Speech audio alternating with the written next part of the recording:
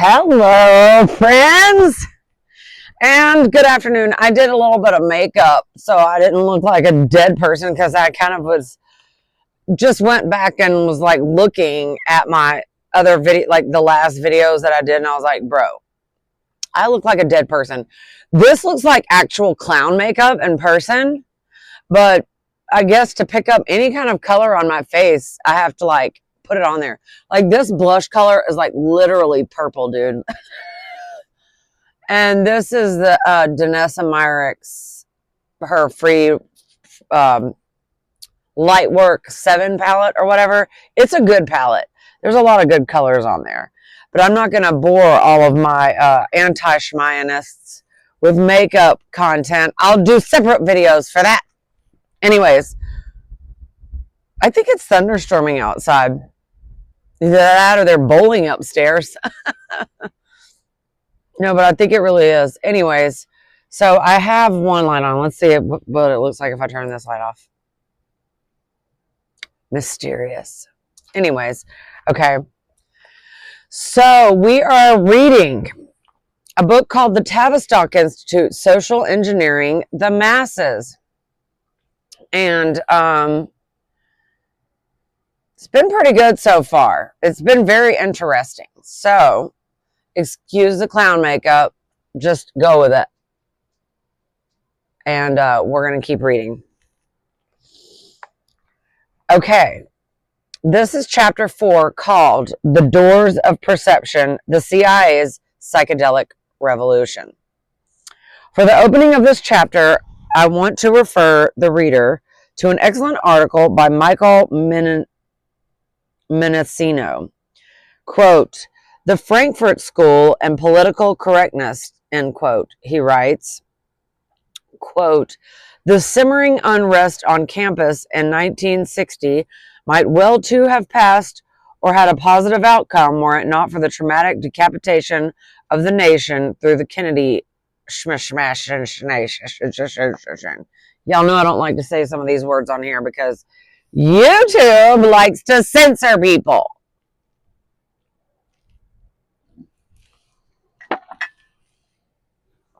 Excuse me, I had to take a sip. I had to take a little sippy sip of coffee. Anyway. Okay, so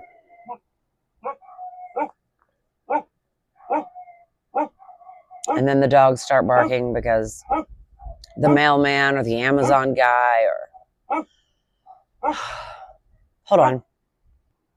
Okay, I think that's better. And I fixed that ungodly lamp over there. So I don't know what I did the other night, but like I rolled over and took the lamp with me, bro.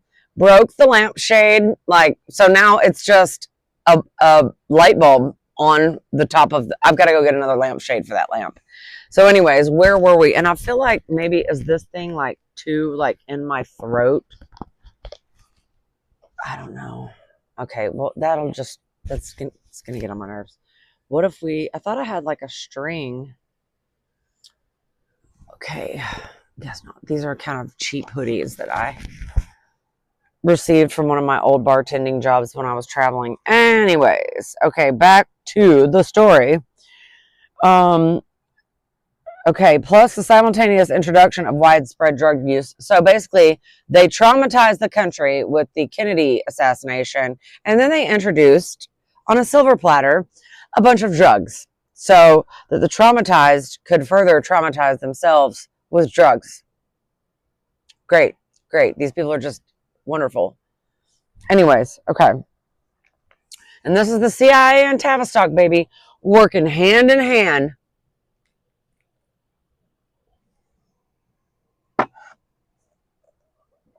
Okay. Drugs had always been, quote, an analytical tool of the 19th century romantics, like the French symbolists, and were popular among the European and American bohemian fringe well into the post-World War II period. But in the second half of the 1950s, the CIA and allied intelligence agencies, probably like, I don't know if Mossad was quite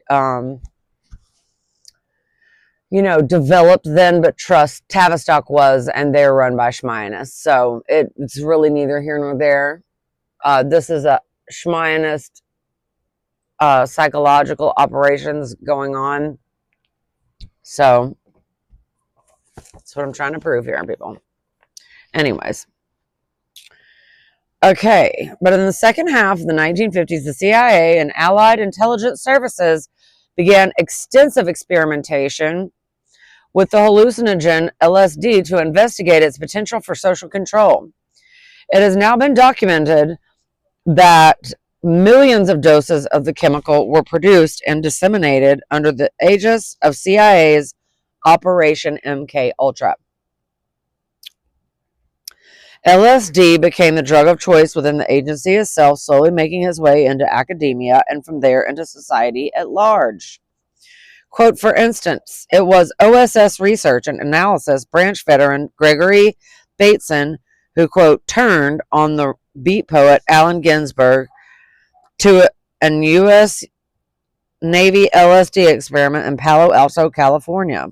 Not only Ginsberg, but novelist Ken Kesey and the original members of the Grateful Dead rock group opened the doors of perception courtesy of the Navy. End quote. Do you hear the chihuahua? I can't. Okay, sorry. I don't know why the chihuahua was barking. She was just literally going ham. Because it's raining outside. I'm not really exactly sure, but like, what the hell? I had to go up there and tell her personally, myself, you be quiet. I'm trying to do work down here. Anyways, and this mic is like so uncomfortable. It's like in my chin. Okay, I guess I'll just hold it. All right. So, we were talking about the U.S. Navy LSD experiment in Palo Alto, California. Not only Ginsberg, but novelist Ken Kesey and the original members of the Grateful Dead rock group opened the doors of perception courtesy of the Navy, end quote. Many young people became, quote, deadheads following the Grateful Dead on tour. Veteran investigative journalist Jim Keith writes, quote, an FBI internal memo from 1968 mentions the employment of the Grateful Dead as an avenue, quote, to channel youth dissent and rebellion into more benign and non-threatening directions, end quote. Yeah, God forbid they be pissed at the government and try to overthrow it. Okay.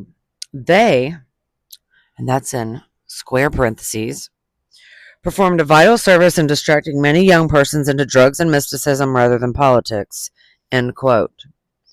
The guru of the psychedelic revolution, Timothy Leary, first heard about hallucinogens in 1957 from Life magazine, whose publisher, Henry Luce, L-U-C-E, was often given government acid like many other opinion shapers and began his career as a CIA contract employee.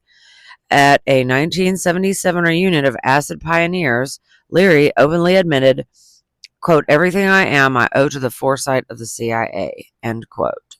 The foresight. Yeah, I hardly call it foresight. I think it's called writing reality. It's called scripting reality. It's called Masonic theater.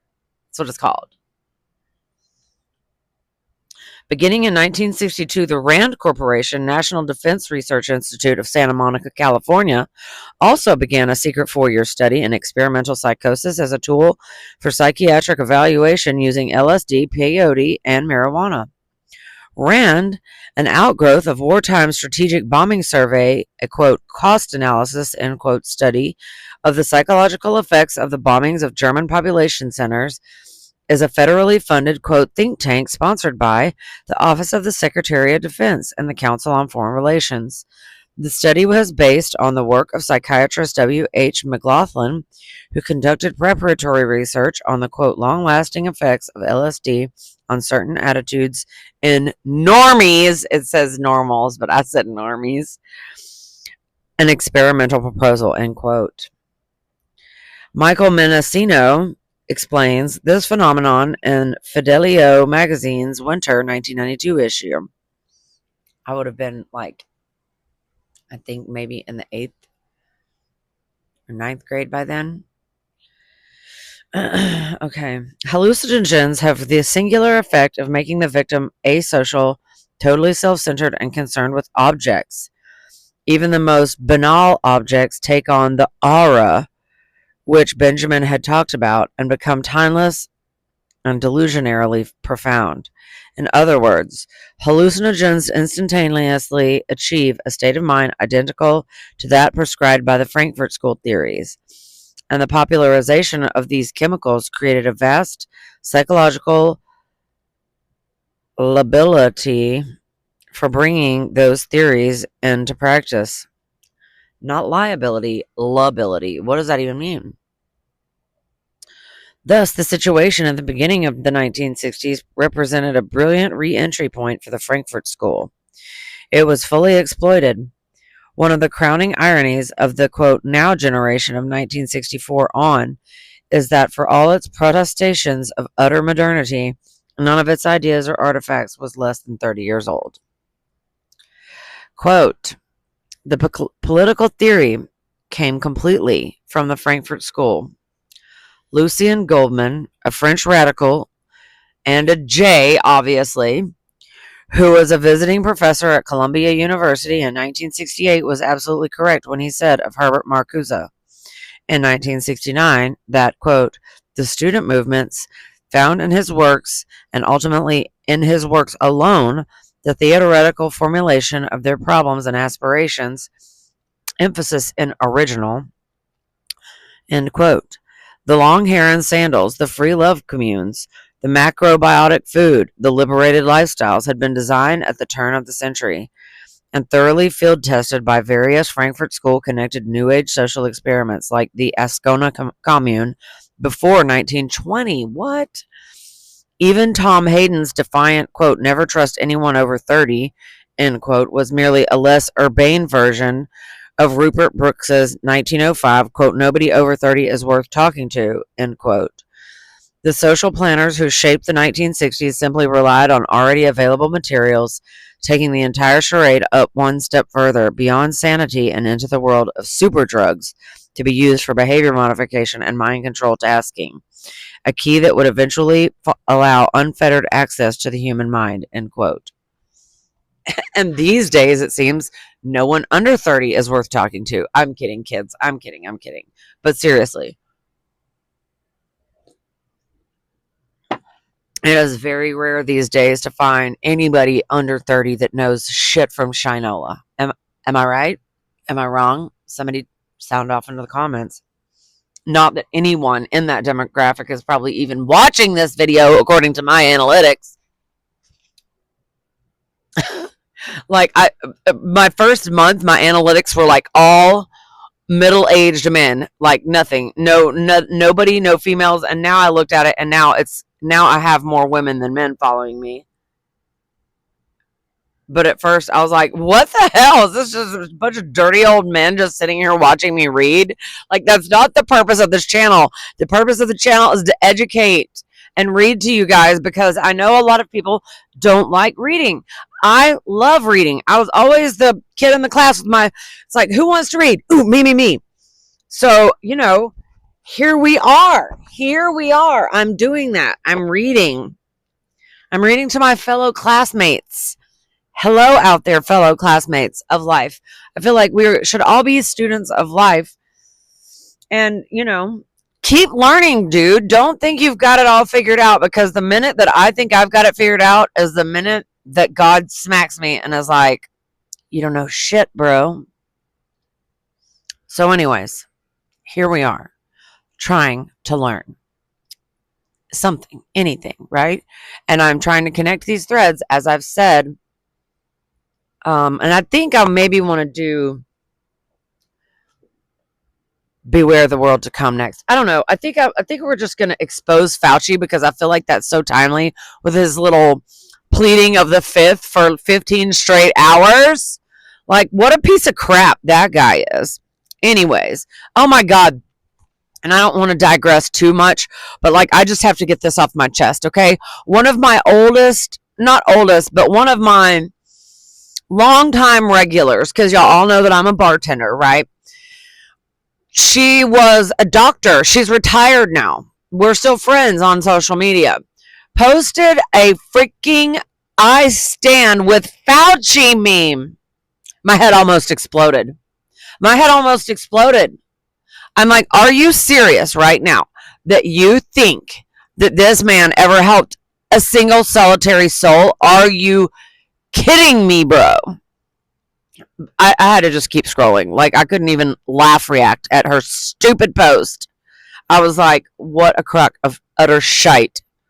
Anyways, let me keep reading. So, to understand the roots of this charade, okay, this is a fake mind control virus that they've put upon us, okay? All these secret societies and these schmionists, okay? This is ultimately where this is all coming from, is this religion. I promise I'm going to bring it all together. And if you have any sense of pattern recognition, you should be able to see by now what the hell is really going on.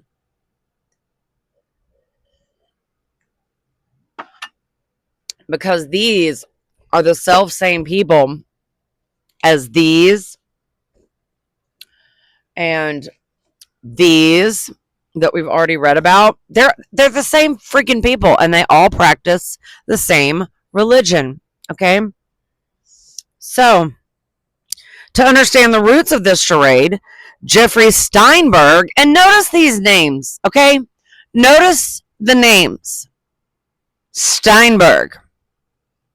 Who was the other one? Goldman, okay? Notice the names. All right, to understand the roots of this charade,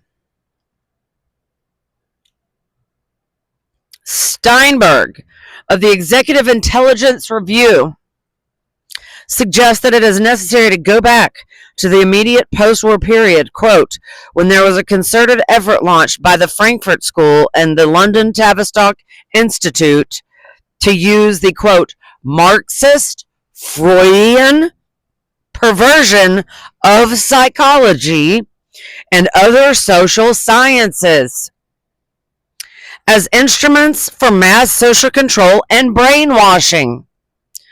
The two pillars of the assault on the American intellectual tradition were cybernetics and the drug counterculture. Cybernetics. What is cybernetics? It's that religion that sprung up from the weird occultist guy that hung out with the JPL guy. Christian Science. The Scientologist. That's what cybernetics is. What a kooky bunch of nut jobs they are. And if you join their cult and then you decide you want to leave, they will stalk you. Okay? I know y'all have had to have seen Leah Remini's expose on it. Someone did like and I think it was like maybe even like a short docu-series maybe that she did about Scientology. She was in it for a very long time. And she knows all about it. And she exposed it. And they started stalking her. And all of these people, whether they be a J or not, utilize these tactics. But these are J-ish tactics, okay? They are born from the same group. The 13th tribe, honey. Okay? So let's just realize this is all the same people. The Marxists, okay? The Freudians that invented psychology so they can brain shrink you and tell you what's wrong with you when they're the biggest sexual perverts ever in life. Freud was a freak. Anyways.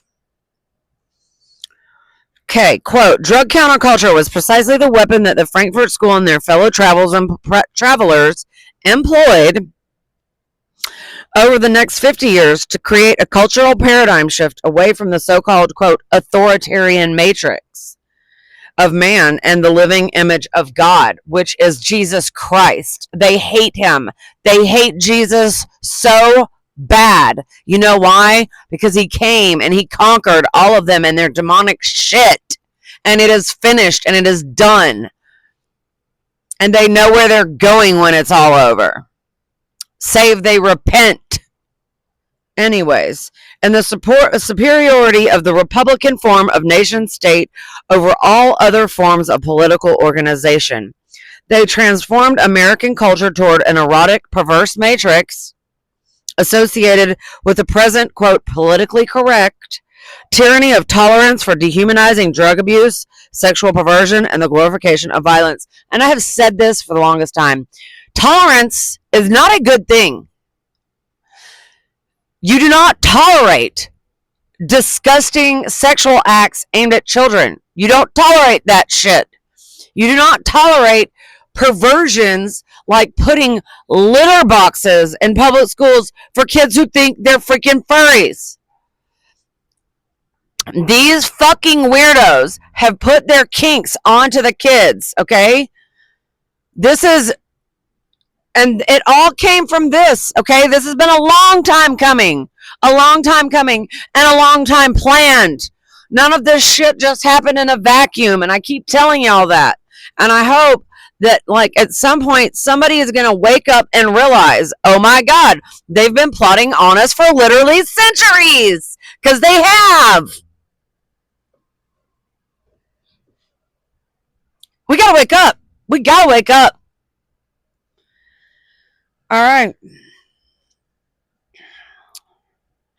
For the Marxist / Freudian revolutionaries of the Frankfurt School, the ultimate antidote to the hated Western, and this hyphenated word means absolutely nothing, quote, Judeo-Christian. That's like saying left, right, or white, black, or up, down. They are two totally disparate words that together cancel each other out, okay?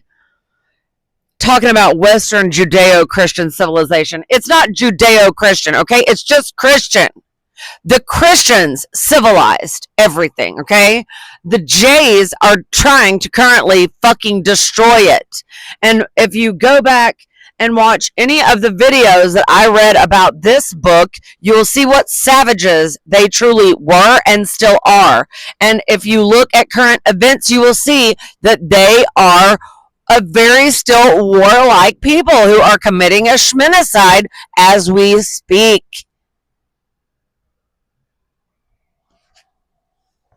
Okay, so these Marxist Freudian revolutionaries, their whole let's see, let me go back. For the Marxist Freudian revolutionaries of the Frankfurt School, the ultimate antidote to the hated Western Christian civilization. I'm not even putting Judeo on there because that is meaningless, okay? And we're going to stop using fucking words that don't mean anything, like anti-Semitism. The Western Christian civilization was to tear down that civilization from the inside by turning out generations of necrophiliacs. Now, and this is how the Jays have gotten away with this for the longest, because they have tried to hide and put themselves up underneath of us, the Christians, you know what I'm saying? But like aligning with us and saying, oh, Judeo-Christian this and Judeo-Christian that. We don't have fuck all to do with each other, okay? And if my language offends you, talk to your mom. I don't know what to say. I am sorry, but I curse like a sailor, and I feel like I have greatly curtailed it. But when I get upset or angry, which this topic makes me, why do you think I started this whole channel? Because this is so much BS, I can't even take it, bro. I can't take it. Like, it drives me nuts. So the Judeos like to attach themselves to the Christians, and the Christians are being played, bro. Christians, y'all have got to wake up. Anyways, quote, if this statement seems harsh, consider the following. In his 1948 work on the philosophy of modern music, Frankfurt School leader Theodor Adorno argued that the purpose of modern music is to literally drive the listener insane, end quote. And that is what they have done. They have changed the hertz level of the music, okay? I think it used to be like, what, 432 is like the therapeutic hertz level. Now they've changed it to I don't know what. And even, a lot of this music, it doesn't bring any peace. It aggravates people.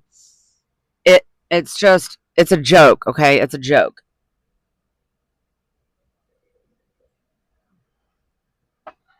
And there is a science to all of this. None of this stuff is happening by accident. None of this is benign. It is all very malignant, and it is aimed at you and me, the American, the Westerner, the Christian, the one who likes freedom. And you should be angry. I don't want to shit on people, but you should be angry. Quote, he justified this by asserting, I'm sorry, was that an end quote? No? Okay. Quote, he justified this by asserting that modern society was a hotbed of evil, authoritarianism, and potential fascism, and that only by first destroying civilization through the spread of all forms of cultural pessimism and perversity could liberation occur. So this is exactly the Marxist ideology. They want to tear it all down so that they can take control of it in their authoritarian way. They don't like authoritarianism as long as they're not the authorities, right? But now they want to tear it all down so then they can take over and push their commie bullshit on us. And they're also fascist too. Don't be fooled, okay? Who was it? Stalin or Marx? One of them said that the best way to beat the opposition is to lead it ourselves. So they are also the fascists, okay? Remember that. Okay. On the role of modern music, he wrote, quote, it is not that schizophrenia is directly expressed therein, but the music imprints upon itself an attitude similar to that of the mentally ill. And what do we have walking around us? I mean, we are literally walking in a land full of zombies. I can't even listen to the radio, bro. Like, I can't even listen to it anymore. I cannot.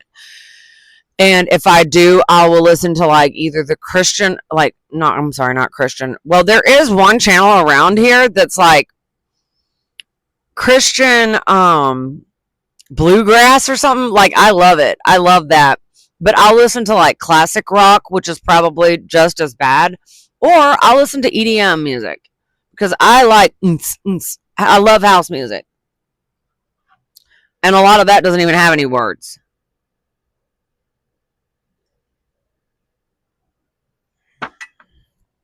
Okay.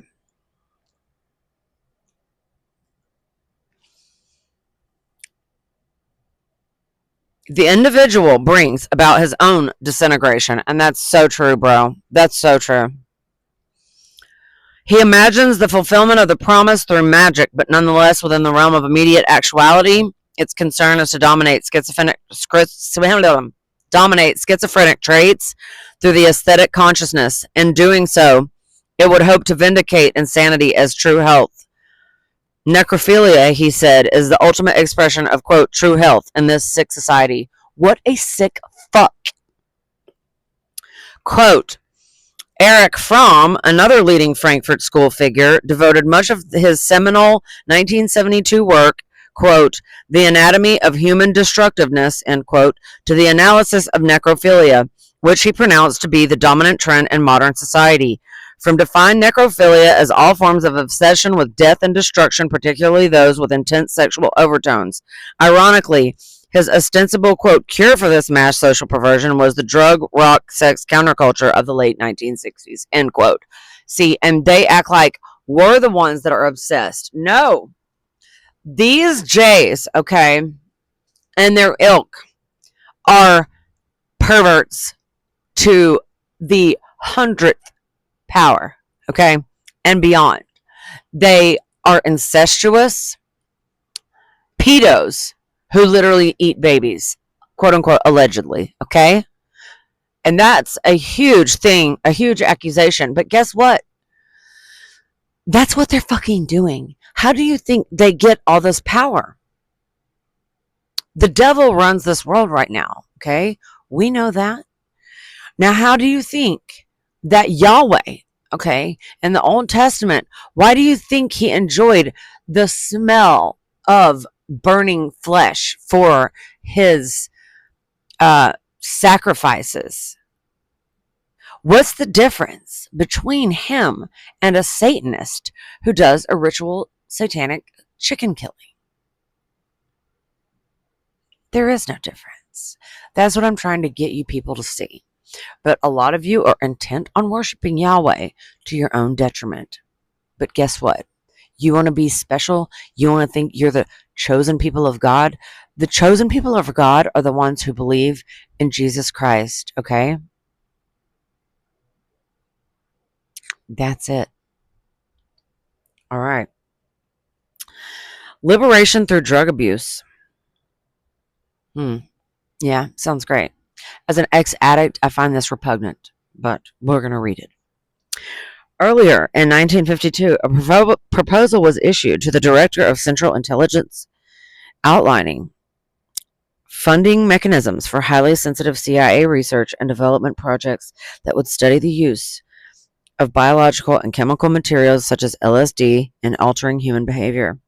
On April 13, 1953, MK Ultra was established for the express purpose of researching and developing chemical, biological, and radiological materials to be used in clandestine operations and capable of controlling or modifying human behavior. Again, quoting Jeffrey Steinberg, notice that fucking name. And I quote, as these monstrous notions of mass social engineering were being presented as the, quote, humanistic alternative to world war in the age of the atomic and hydrogen bomb, please. I think a lot of us have woken up to the fact that nukes are fucking fake. Crucial projects were being launched that would shape the implementation of this, quote, Brave New World, okay, which is an Aldous Huxley book, and bring us today, kicking and screaming, into the world of the Aquarian conspiracy. And isn't it Eric Dubay who talks about the Aquarian conspiracy? He's like one of the first flat earth guys that I ever actually really listened to, because his videos were pretty good and he presented cogent information. But I think that was like maybe the name of his website, even something about the Atlantean conspiracy. And also, incidentally, I think Eric Dubay's parents, or his dad at least, was in the CIA. So that's always sus. Because, you know, the best way to control the opposition is to what? Lead it ourselves, right? Y'all have to bear these things in mind when you're looking at stuff. You cannot just offhandedly just go, oh, that's a crazy conspiracy theory. No, nothing happens by accident, okay? And if anything, I'm proving that by reading this to you right here. All right. Okay, so it is noteworthy that one of the 4 directors of the Authoritarian Personality Project, R. Nevitt Sanford, played a pivotal role in the 1950s and 60s experimentation and eventual mass usage of psychedelic drugs, end quote. And let me just say that I have done my fair share of psychedelic drugs. I've eaten 10 strips upon 10 strips of acid. I've eaten shrooms. I've taken peyote, microdots, whatever you, MDMA. I mean, the 90s were just kind of almost like the 70s, except it was rave culture instead of like hippie culture. And I was sucked into that. Yes, I was. But we had fun. So anyways, the Authoritarian Personality Project of the late 1940s was responsible for engineering the baby boomer drug rock sex counterculture of the 1960s. Quote, in 1965, Sanford wrote the foreword to Utopiates, the Use and Users of LSD-25, which was published by Tavistock Publications, the publishing arm of Great Britain's preeminent psychological warfare agency, the Tavistock Institute. I keep saying all the brainwashing is coming out of Tavistock.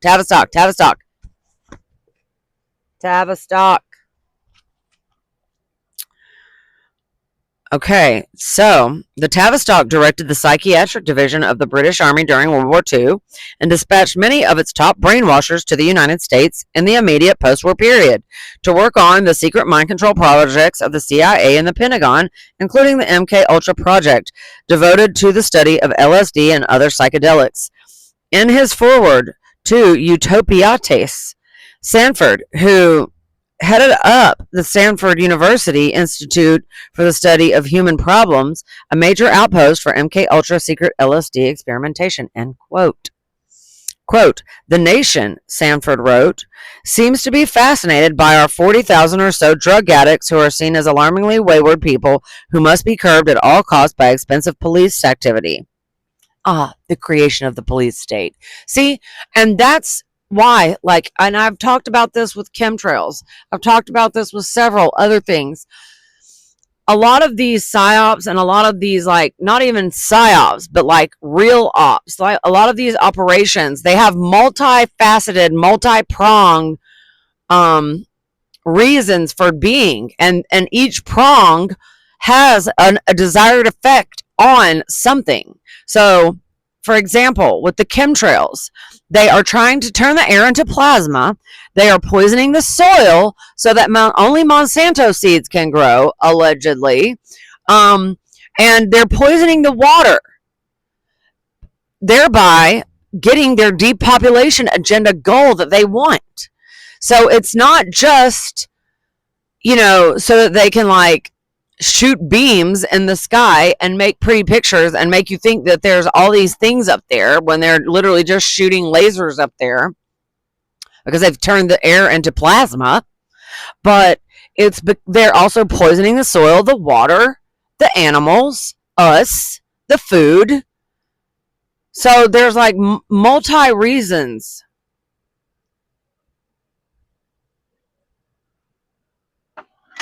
Just like with this. Okay, so, and like I was saying, so, okay, multi-reasons, right? To brainwash the population, to create an unstable group in the population, to then necessitate the growing police state, which we now find ourselves at a staggering spot in history where literally flock cameras are going up everywhere. And they want this. They want people to come and tear them down because then their next answer to that is going to be undestructible. Think about it. Okay, so there are 40,000 or so drug addicts who are seen as alarmingly wayward people who must be curbed at all costs by expensive police activity. Only an uneasy Puritanism could support the practice of focusing on the drug addicts rather than our 5 million alcoholics. And I've said such. One of my old bosses, I'm not going to say which one, but has such a problem with even people that smoke weed. And I'm like, bro, you drink every day. Get out of here. You want to look down on potheads when you're the biggest alcoholic I've ever seen in my life? Get fucked, bro. Anyways. Okay. And treating them as a police problem instead of a medical one while suppressing harmless drugs such as marijuana and peyote along with the dangerous ones. End quote. See what I'm saying? What was that Texas just made it a Schedule 1, just made weed a Schedule 1? Are they fucking nuts?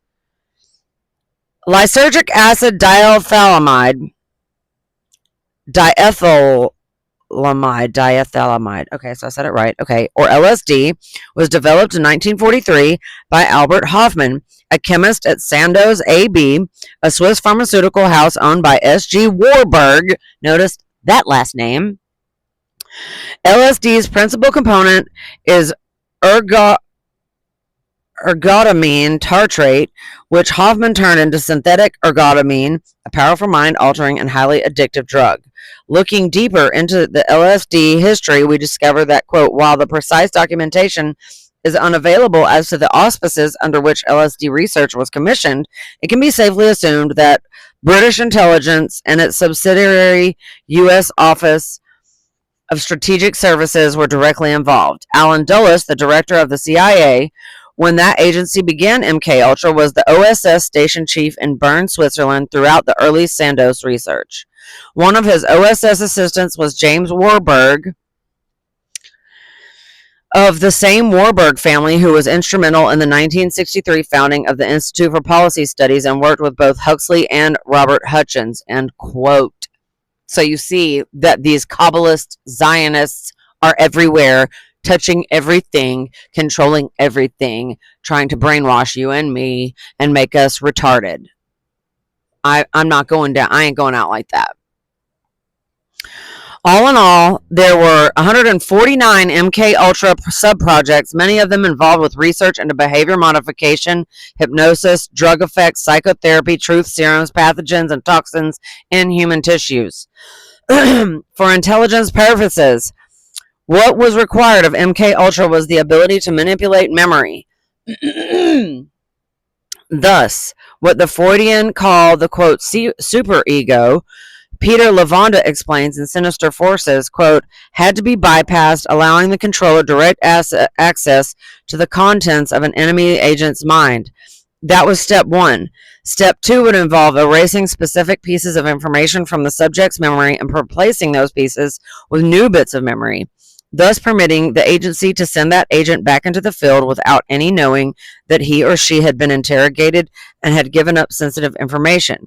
Step three was a potential bonus. Could that enemy agent be, quote, then programmed, end quote, to commit acts on behalf of the agency without knowing who gave the command or why? This was the essence of the Manchurian Candidate, which I was about to say something about. It was also the essence of what we know today as hypnotherapy and depth psychoanalysis, for the psychiatrist is looking for access to the patient's unconscious layers to extract important information such as childhood trauma and to neutralize the effects of that trauma, in some cases replacing certain behavior patterns with new approved patterns, end quote. And do you remember little Miss Ariana Grande being interviewed on the red carpet and saying something about the memory erasure clinic that she was sent to? But the Brighter Days memory erasure clinic, I think that's what she said.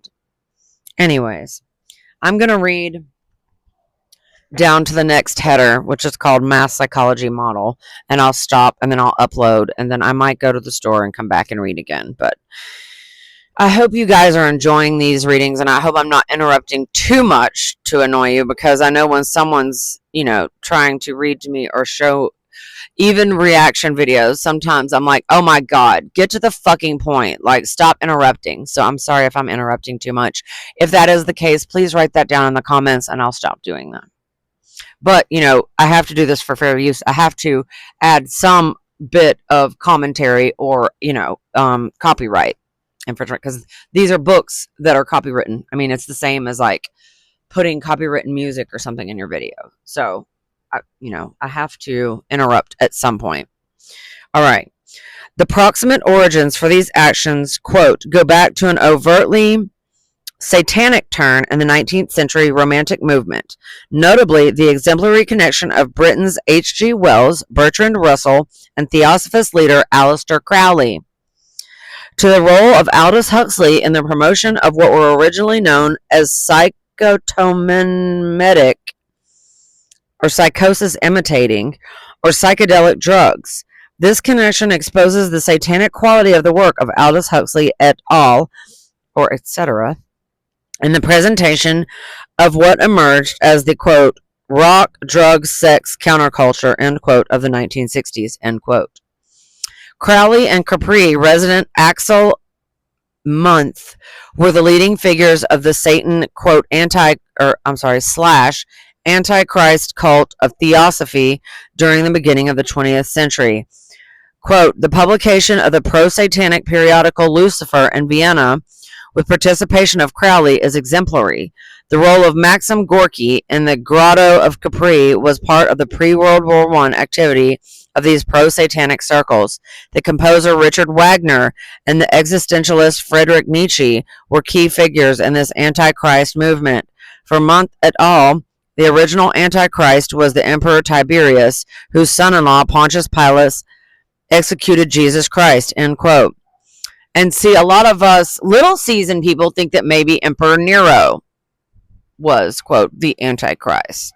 But maybe it was Pontius Pilate. But we at least know, whatever. I'm not even going to go into that.